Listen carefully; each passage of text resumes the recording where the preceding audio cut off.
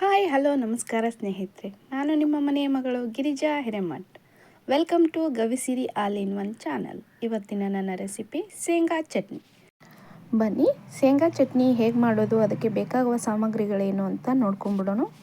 ಕಡಿಮೆ ಊರಿನಲ್ಲಿ ಚೆನ್ನಾಗಿ ಹುರಿದು ಸಿಪ್ಪೆ ತೆಗೆದಂಥ 1 ಕಪ್ ಶೇಂಗಾ ಬೀಜ, ಅಚ್ಕಾರದ ಪುಡಿ 1 ಕಪ್, 30 ರಿಂದ 20 ಬೆಳ್ಳುಳ್ಳಿಗಳನ್ನು ಸಿಪ್ಪೆ ಬಿಡಿಸಿ ಇಟ್ಟಿದ್ದೀನಿ, 1 ಸ್ಪೂನ್ ಜೀರಿಗೆ, 1 ಸ್ಪೂನ್ ಆಗುವಷ್ಟು ಹುಣಸೆಹಣ್ಣು ಮತ್ತು 1 ಸ್ಪೂನ್ ಬೆಲ್ಲ. ಬನ್ನಿ ಮಾಡುವ ವಿಧಾನ ಹೇಗೆ ಅಂತ ನೋಡ್ಕೊಂಬಿಡೋಣ. ಮೊದಲು ಒಂದು ಜಾರಿಗೆ 1 ಕಪ್ ಖಾರದ ಪುಡಿ, ಇದಕ್ಕೆ ಬ್ಯಾಡಗಿ ಮತ್ತು ಗುಂಟೂರು ಮಿಕ್ಸ್ ಇದೆ ಈ ಖಾರದ ಪುಡಿಯಲ್ಲಿ.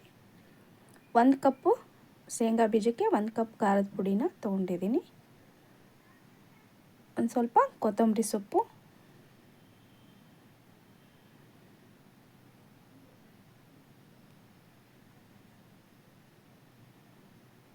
ಬೆಳ್ಳುಳ್ಳಿ ಸಿಪ್ಪೆ ತೆಗೆದು ಸುಲಿದಿಟ್ಟಂಥ ಬೆಳ್ಳುಳ್ಳಿಯನ್ನು ಹಾಕಿದ್ದೀನಿ. ನೆಕ್ಸ್ಟ್ ಇವಾಗ 1 ಸ್ಪೂನ್ ಬೆಲ್ಲವನ್ನು ಹಾಕಿದ್ದೀನಿ, 1 ಸ್ಪೂನ್ ಆಗುವಷ್ಟು ಹುಣಸೆಹಣ್ಣು,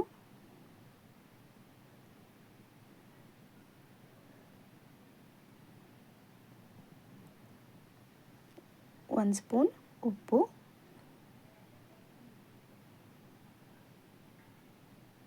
ಇವಾಗ 1 ಸ್ಪೂನ್ ಆಗುವಷ್ಟು ಜೀರಿಗೆನ ಹಾಕಿದ್ದೀನಿ. ಕೊನೆಯದಾಗಿ ಹುರಿದು ಸಿಪ್ಪೆ ತೆಗೆದಂಥ 1 ಕಪ್ ಶೇಂಗಾ ಬೀಜವನ್ನು ಹಾಕ್ತಾಯಿದ್ದೀನಿ. ಇದನ್ನು ಕ್ಯಾಪ್ ಮುಚ್ಚಿ ತರಿಯಾಗಿ ಗ್ರೈಂಡ್ ಮಾಡೋಣ, ಅಂದರೆ ಟೇಸ್ಟ್ ಆಗಿರುತ್ತೆ ಶೇಂಗಾ ಚಟ್ನಿ. ಪೂರ್ತಿ ನುಣ್ಣಗೆ ಮಾಡಿದರೆ ಟೇಸ್ಟ್ ಬರಲ್ಲ, ಅದು ಸ್ವಲ್ಪ ತರಿಯಾಗೇ ಇರಬೇಕು. ನೋಡಿ ಕಾಣಿಸ್ತಾ ಇದೆಯಲ್ಲ, ಸ್ವಲ್ಪ ಕಾಳು ಥರ ಇರಬೇಕು ಶೇಂಗಾ ಬೀಜ ಅದರಲ್ಲಿ, ಅಂದರೆ ಟೇಸ್ಟ್ ಆಗಿರುತ್ತೆ. ನೋಡಿ ನಾನು ಜೂಮ್ ಮಾಡಿ ತೋರಿಸ್ತಾ ಇದ್ದೀನಿ, ಈ ರೀತಿ ಇರಬೇಕು. ಎಷ್ಟು ಚೆನ್ನಾಗಿ ಬಂದಿದೆ ಅಲ್ಲ. ಖಾರದ ಪುಡಿಲಿ ಬ್ಯಾಡಗಿ ಮತ್ತು ಗುಂಟೂರು ಎರಡೂ ಸಮ ಮಿಶ್ರಣದಲ್ಲಿ ಹಾಕಿಸಿದ್ರೆ ಕಲರು ಚೆನ್ನಾಗಿರುತ್ತೆ, ಟೇಸ್ಟು ಚೆನ್ನಾಗಿ ಬರುತ್ತೆ. ನಿಮ್ಮ ಅನಿಸಿಕೆ ಅಭಿಪ್ರಾಯಗಳು ಏನೇ ಇದ್ದರೂ ಕಮೆಂಟ್ ಮೂಲಕ ತಿಳಿಸಿ. ನಿಮಗೆ ವಿಡಿಯೋ ಇಷ್ಟ ಆಗಿದ್ದರೆ ಒಂದು ಲೈಕ್ ಕೊಡೋದನ್ನು ಮರಿಬೇಡಿ ಫ್ರೆಂಡ್ಸ್.